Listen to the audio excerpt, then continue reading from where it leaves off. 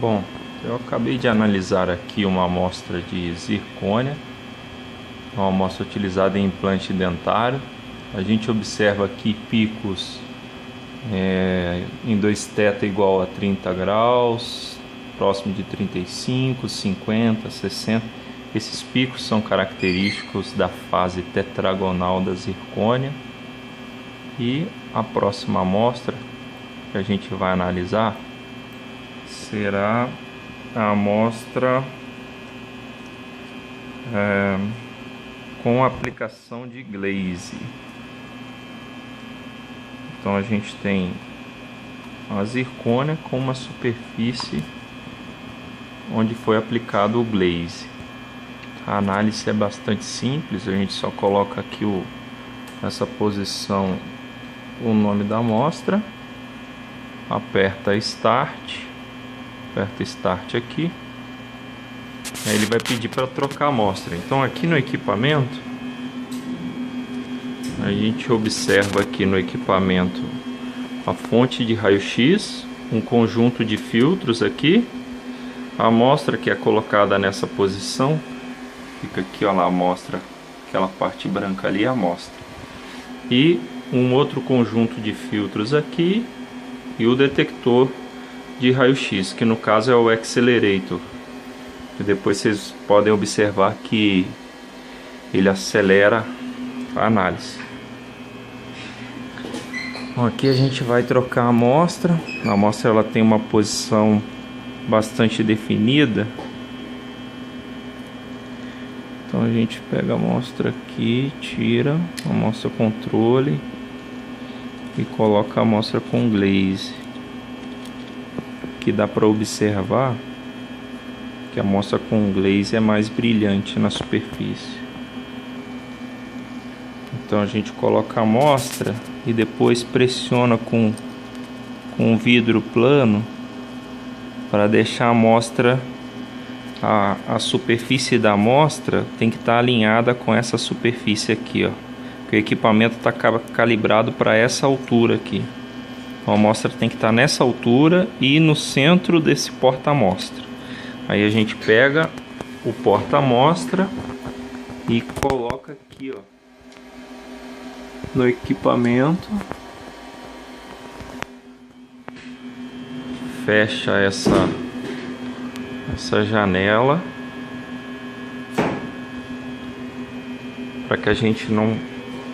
O raio-x é radiação ionizante, então a gente tem que se proteger dessa radiação, que ela pode causar danos à nossa saúde. Então aqui a gente vai, aperta OK, depois de ter trocado. Você vai observar lá que a amostra ela subiu, o equipamento, a fonte de raio-x e o detector de raio-x, eles estão numa posição mais baixa agora. O ângulo inicial é de 12,5 graus entre a amostra e a fonte de raio-x e de 12,5 graus entre a amostra e o detector. Então essa é a posição inicial.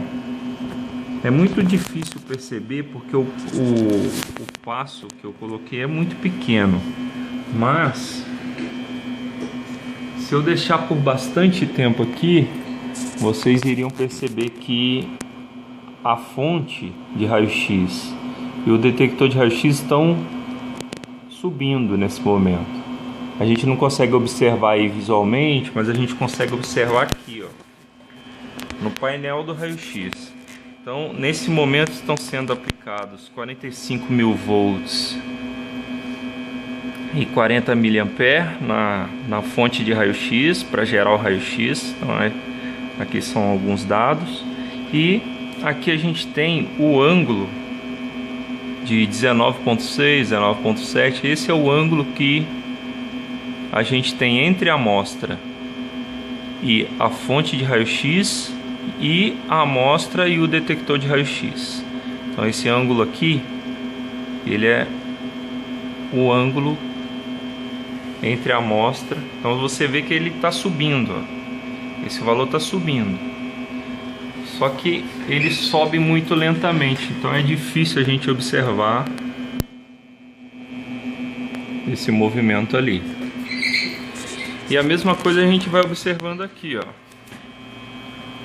O ângulo, então vamos aqui, vamos maximizar aqui, ó. O ângulo do esteta, então você pode ver aqui embaixo, aqui, ó. Vamos lá, 2θ, e aqui o ângulo do eixo Y em counts, contagem. A gente vai observando que com a variação do ângulo, em determinados ângulos você tem picos e em outros ângulos você não tem picos. Em outros ângulos você tem pico, não tem pico. Que depois eu vou explicar sobre interferência construtiva, interferência destrutiva, que isso aí está relacionado com isso aí. Os picos estão relacionados à interferência construtiva e quando não tem pico, a interferência destrutiva.